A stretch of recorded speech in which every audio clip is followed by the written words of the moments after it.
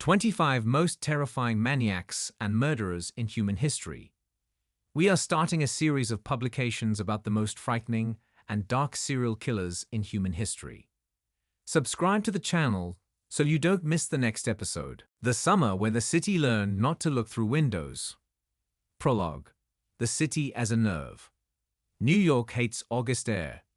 It hangs like a wet towel, and even fire hydrants look tired. That night, July 31 into August 1, cabbies rolled their windows down not for romance, but because the ACs were dying. On the curb, near a dark park, the head of a hydrant glowed red. A little farther off, a couple in a car. On any other evening, it would have been a postcard about youth and summer. On this one, it was only a sightline. Almost no one noticed the thin woman walking her dog. She tugged the leash, taking the shortcut home. She noticed only one thing. A cop bent over a license plate, tearing off a little slip, tucking it under a stranger's wiper. A piece of paper like a mosquito bite on the city's skin. Nothing anyone remembers. But that small nothing, as it turned out 10 days later, would pull loose the whole knot. Gunshots in the night aren't heroic, not cinematic. They sound like light bulbs popping outside movie theaters when the summer's too hot. The girl in the car jerked. Her boyfriend only managed to turn his head. Somewhere a door slammed, someone swore, someone quickened their pace. A city that knows how not to look through windows turned its gaze away again. This is not a story about demons or the glamour of evil. It's the story of a man the world took too long to name, and of a city that tried to name him too loudly. Chapter 1. A child with someone else's last name. They wrote him down as Richard David Falco. Then they rewrote him. Words are keys adults jingle over a crib, unlocking doors to somewhere else. His new parents gave him a different surname, Berkowitz. Same crib, different key. In the Bronx, people keep it simple. If you're from our building, you're ours. But he felt early on that an invisible tag rested on his shoulders. Transferred. Not a tragedy, just a backdrop. A backdrop that hardens into tone. He didn't grow up good or bad. He grew up uneven. Teachers filled in the boxes. Irritable, withdrawn, quick. At night he liked the fire of matches. Not because he wanted to destroy, but because flame obeyed. The box shivers, phosphorus rubs, a tiny sun flares, and for a second you're a god. Childhood gods always have short fuses. When his adoptive mother died, the house went quiet. Silence is the worst conversationalist for a teenager. It was hard for the father, hard for the son, and no one knew how to speak it aloud. At 18, he joined the army. Someone else's uniform is sometimes the best way to hide your own skin. Service taught him routine, but didn't fill the holes inside. Back home, he settled north of New York, in Yonkers, a gray underline to the big city. He worked where work asks no questions. The post office, warehouses, places where people move boxes and don't talk. Sometimes at night he went out to watch trash cans burn. Sometimes he lit them himself. Not a crime of the century, just domestic magic. Flair, black and dye. Later, his notebooks would hold a lot of little sons like that. Chapter 2. Zero Mark. Men in their 40s love to insist that it all began differently than the papers say. But if you ask the city, it began not in summer, but at Christmas 1975, when cold turns hands into needles. A girl crossed a courtyard. A shadow slid from a doorway. A knife is a quiet tool. She lived, but the episode sat in the files alone for a long time, like a scrap of an old map. Only later would they lay it beside the others and see the line. Chapter 3. The First Bullet. July 1976 smelled like gasoline and beach-dried hair. Donna Loria sat in a car with her friend. Ordinary talk, ordinary jokes, a father smoking at the window listening. Not because he worried, but because the evening was good. When a stranger walked up to the door, no one shouted. No one has time to shout if evil behaves like any passerby. A flash, a pop, another. The father dropped his cigarette. The asphalt smelled of powder and nail polish. The police came fast, like they do in those blocks. They opened a folder, slipped in the baggies and the printouts with names. Back then, it wasn't a series. Back then it was a night to forget. Chapter 4. How to Build a Monster from Spare Parts. New York's autumn loves to exaggerate. Red becomes scarlet, wind turns cold, conversations get loud. In October, 2 kids sat in a car in Queens. A shot cracked glass and skull, but the boy lived. In November, 2 girls stood by a stoop. The shooter asked for directions as if he really needed a street, then pulled the trigger. One of them would never walk again. The city started sketching a face. Witnesses spoke of a blonde, a brunette, glasses, no glasses, a khaki jacket, a coat. The composite looked like a toy built from mismatched sets. A nose from one account, hair from another, a chin from nowhere. Papers printed the possible portrait. People glanced over shoulders at bus stops. A monster molded from contradictions took up residence in the city's mind. And as often happens, it made the real man harder to see. Chapter 5. Winter and March, when a book isn't a shield. January whispers, go home, but love ignores calendars. After a movie, a couple lingered in their car. A shot through the glass, and a shiver ran across the city. In March, a student carried a textbook at her chin, clutching it like a raised shield. Paper doesn't stop lead. She fell by a brick wall, leaving on the curb a clean page written in invisible ink. Women cut their hair shorter, dyed it lighter. Salons filled with clients and with talk.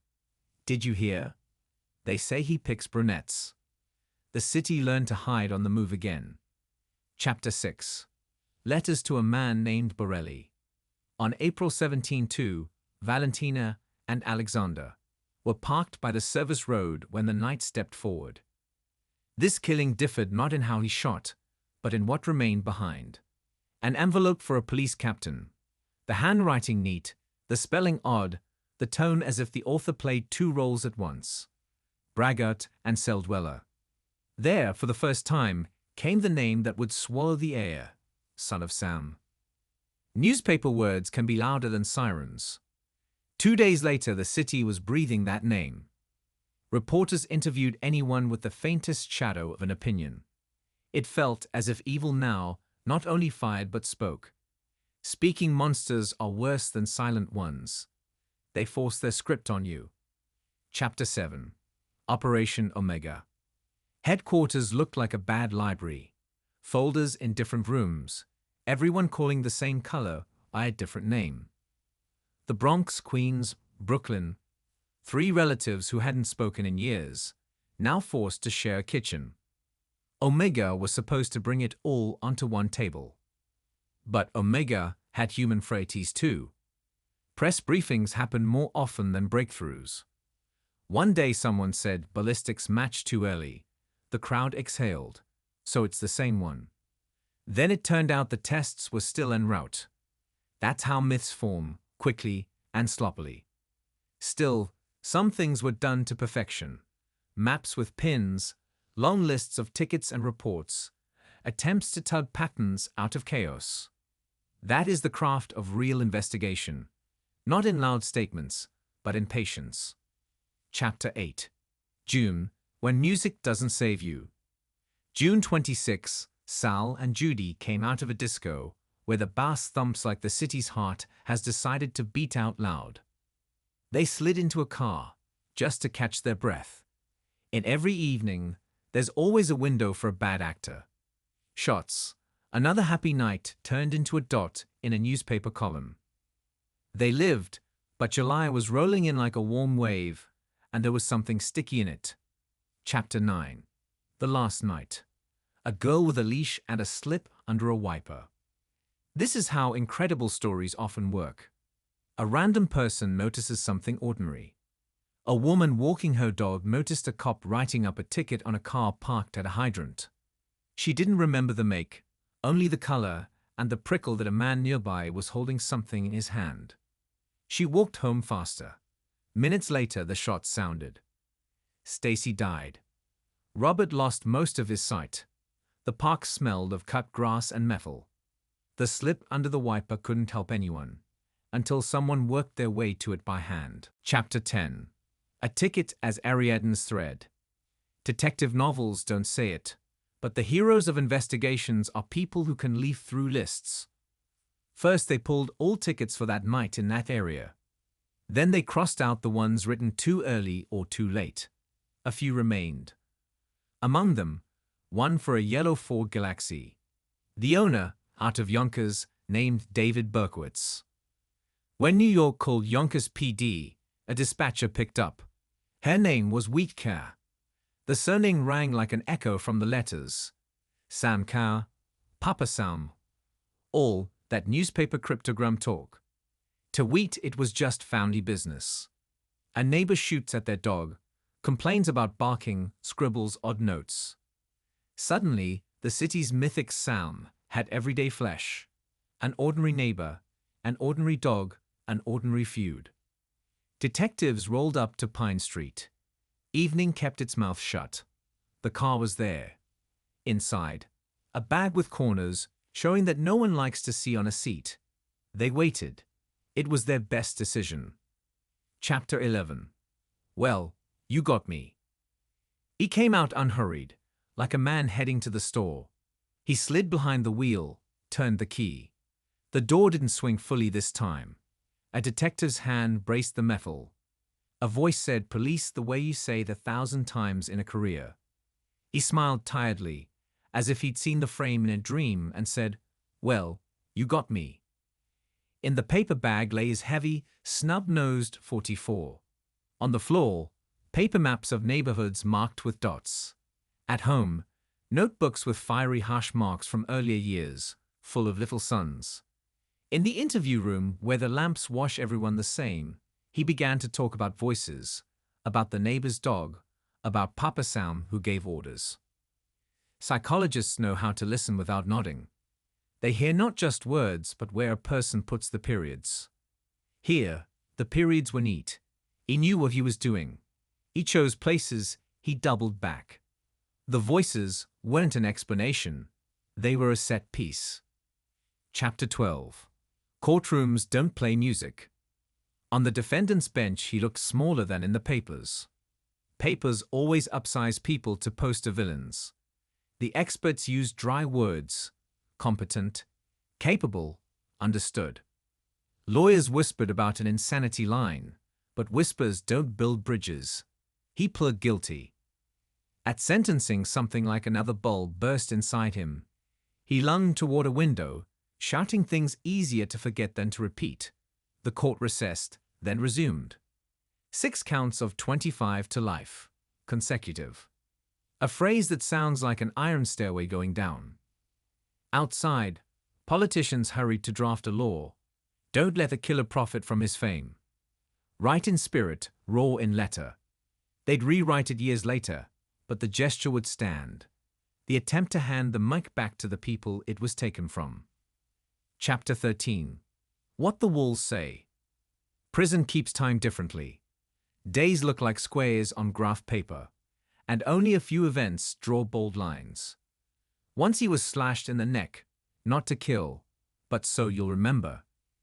Once he announced he'd found God and wanted a new name, Son of Hope, in place of Son of Sam. People change names when they want a new mirror. The years moved on, and the phrase parole hearing always ended the same way. Denied. Families of the dead came and spoke plain sentences without fancy punctuation. He grew old, and he too seemed not to believe there was any reason to go outside anymore. Chapter 14. A profile without romance. A prison psychologist's monologue. Write a portrait, and you'll get a picture someone will want to hang on a wall. Our job is duller. A page for the file. Early losses. Yes, the death of a central figure. Attachment disruption. Obvious. Adoption story. Fantasies of being unwanted. Social isolation. persistent. Early deviance, fire setting, possible animal cruelty, petty offenses. Cognitive distortions, the world as a hostile theater where others live on stage and he's stuck backstage. Choosing a distance weapon speaks to a need to control while avoiding contact. Rituals of place and time speak to imposing structure on chaos. Letters speak to the craving to be read. Voices in the story speak to a refusal to use the pronoun I. Diagnosis, papers like precise labels. Real people aren't labels. We see personality pathology with paranoid/schizoid traits, possible brief psychotic phenomena under stress, but preserved capacity to understand wrongfulness and to plan. Not the devil, just a banal human breakdown, amplified by loneliness and careless access to a gun. Risk factors, the repeaters from case to case, early loss, isolation, fire setting, cruelty to animals, fantasies of power, absence of early help. Interventions, early, not when shots are ringing, but where the matchbox rustles. Chapter 15. Mistakes that were hard to avoid. Real investigation isn't the triumph of geniuses, it's a fight with everyday obstacles. Fragmentation. 3 boroughs, 3 maps, 3 habits, 3 cadences. Information moved as slowly as mail in bad weather. Too long the cases sat in separate drawers, unbound. Composites. Eyewitness memory isn't a camera. At night, heights jump and hair changes color. At one point, the police officially didn't rule out multiple shooters. That widened the funnel and muddied the trail. Press tempo. You can't fault people for hope. The city wanted to hear "we're close." Once that close was said too early. But there were brilliant decisions too, taking the administrative trace, a hydrant ticket, seriously. It pulled the deck free.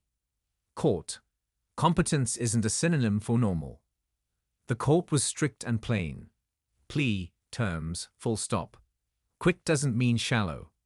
Sometimes it means gentle with the living. Chapter 16. Names, a few minutes of silence. History is obliged to say them aloud, not as a list, but as a whisper that every room can hear. Donna Loria. An evening when a father dropped his cigarette. Jody Valenti. A scar that learned to hide in summer. Carl Denaro. A plate of metal holding memory together. Rosemary Keenan. Glass in her hair. And the exhale, I'm alive. Donna DeMasi. Pain that lowered the voice. Joanne Lomino. Wheelchair tires drawing new routes. Christine Freund. A movie they didn't finish. John Deal. The Endless, Why Not Me? Virginia Voskarichin. A book as shield, paper as air. Valentina Suriani. Laughter in a parking spot that was taken away. Alexander Isor. Hands on the wheel that let go too late. Sal Lupo. A bass line that didn't get to fade. Judy Placido. Tears in a mirror, not from pain, from fear. Stacy Moskowitz. A summer stopped at a dot. Robert Violante. The dark he learned to live with. And of course, it isn't everyone who suffered. Each name has parents, siblings, friends, neighbors. Stories that now end not with a period, but with an ellipsis. Epilogue. Paper is heavier than metal. This story doesn't end with a prison or a new name. It ends with the quiet heroism of small things. A parking ticket the wind could have blown away. A girl with a leash who only wanted to get home. A detective who can sift lists without complaining of boredom. A clerk entering a number with care. A map corner folded just where it needed to be. They aren't headline heroes, but without them, the ending would be different. The city learned a few plain lessons. Hair isn't armor. A killer's letter shouldn't be fed headlines like sugar to a beast. Gray databases can do what white patrol horses can't. And sometimes the heaviest object at a crime scene isn't the gun. It's the little paper square under a wiper. David Berkowitz is growing old in prison blues and sometimes writes under another name. The world outside changes faster than the people inside. But every story has something that doesn't age: the names. And the lesson that evil most often looks like a passerby asking for directions. Postscript for the attentive. This tale doesn't argue with the facts. It hides them in the city's weave. Dates became evenings. Ballistics became a bull's pop. Operation became a long table with pins. Everything essential is here. The hollow places of childhood, the knife's zero mark, the chain of shootings, the letters and their shadow, the missteps and the right calls, the hydrant ticket, the arrest at the car, the guilty plea, the sentences, the lawmaker's attempt to take the wallet from fame, the long years in stone. But we spoke of them not in protocols, rather the way a city speaks of such things, in half whispers, images and pauses.